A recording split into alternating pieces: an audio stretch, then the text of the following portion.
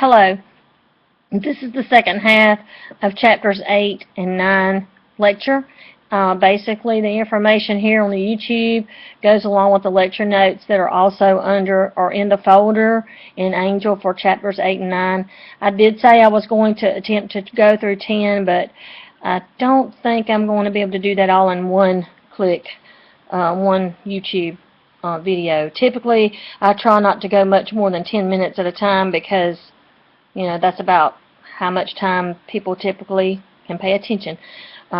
Anyway, chapter 8, I was talking about there is a chart in the textbook on page, well, I don't have a page number here. It's 8.1 is in the textbook, and it talks about sources. I was trying to talk about that at the end of the other YouTube, and I was sorry, I got kind of confused about what I meant, so I'm going to clarify that better, hopefully.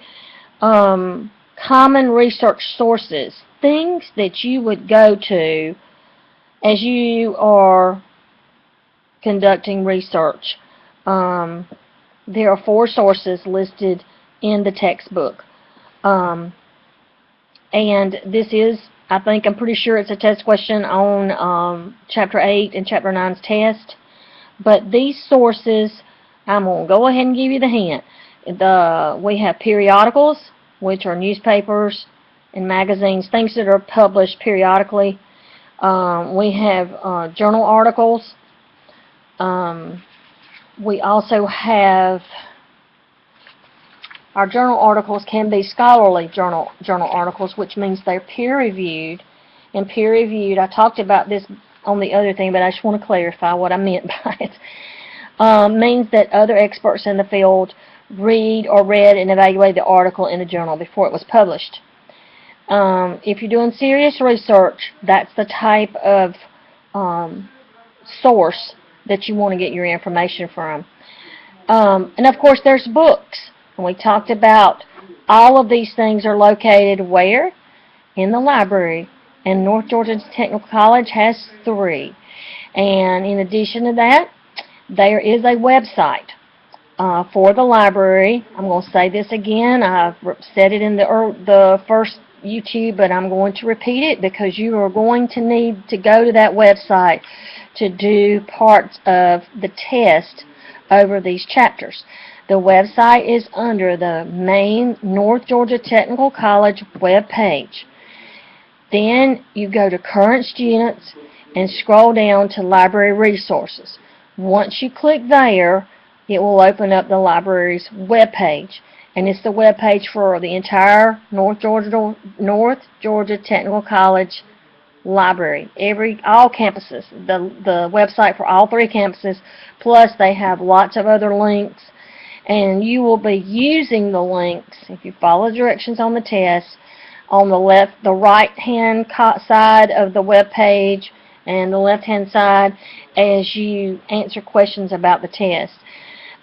We can work on that together, but Monday in our face-to-face class, but I'm not sure how, it just depends on our time frame. It seems like you all do have a lot of questions, especially about the portfolio and about previous assignments that maybe you missed, didn't understand.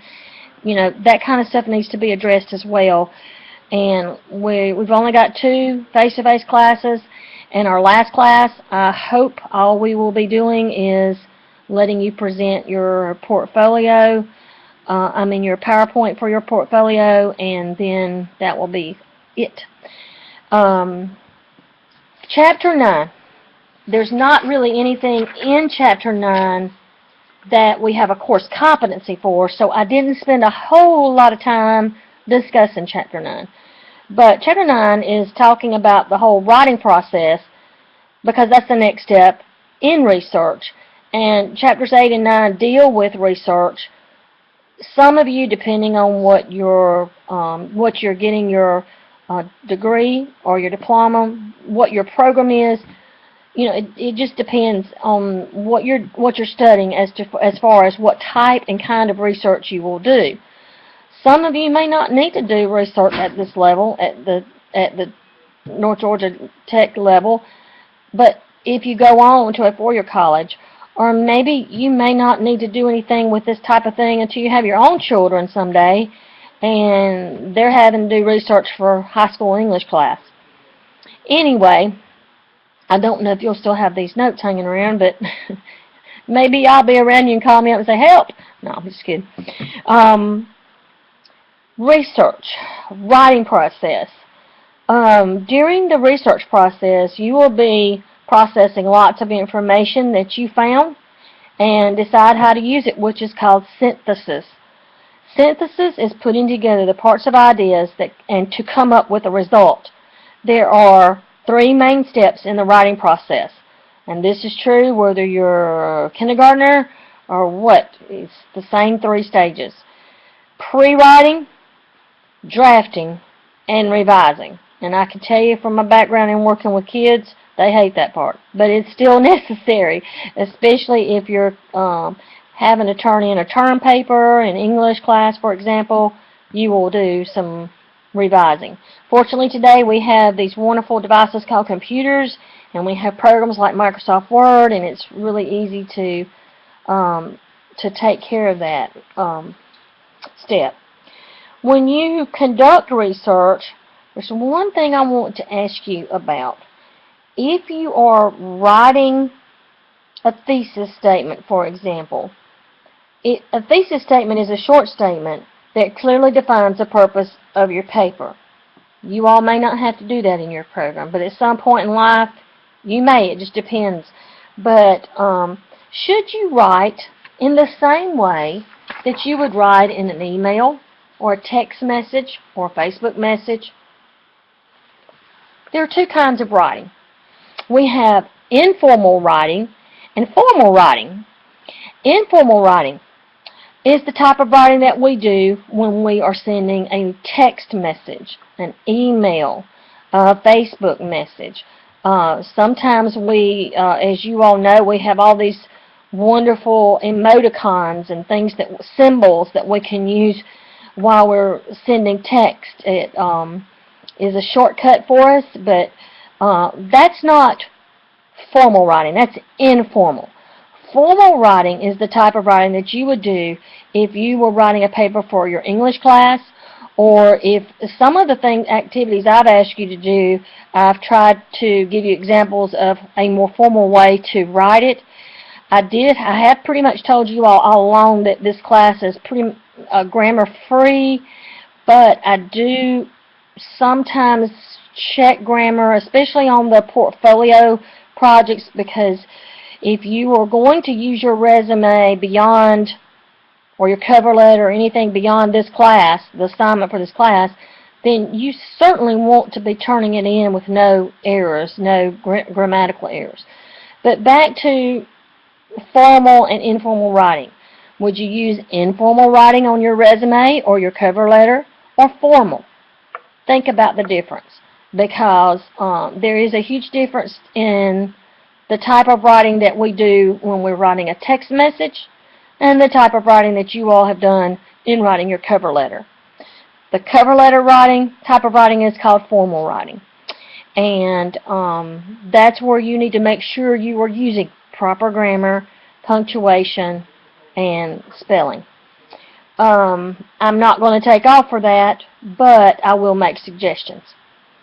I feel like this particular class is not really a class that I'm trying to teach you grammar, but I do want you to know if you spelled something wrong, or if you didn't capitalize something that needs to be capitalized, that type of thing. Anyway, the last part of Chapter 9 is about citing your sources, making citations. And guys, I told you a little bit at the when we did our when we talked about a portfolio. I showed you a citation. I told you you could copy the one that I did, and of course you'd have to change the date. It shows where you got your information from. You all got your information from the occupational website to do your a good portion of your portfolio materials, especially the first section. So that is why we created a citation, and that way we are telling the reader, the person that's reading our PowerPoint or a paper where we got our information from. Your instructors want to know that information because they're going to check to see if you actually got your information there and if your information has been plagiarized. And we talked about plagiarizing or plagiarism. That's another issue that we'll talk about on page 182 and 183 in chapter 9. That particular subject is addressed again. There were people actually mentioned on those pages that are people in our society that did plagiarize and they got in trouble. Their career was in jeopardy. You are going to have to tell me on the test what happened to these people and what happened as a result of their actions. You need to realize that it's a big deal when someone plagiarizes or is caught with doing or plagiarizing, the act of plagiarism. Anyway, good luck. If you have any questions, email me. Thank you.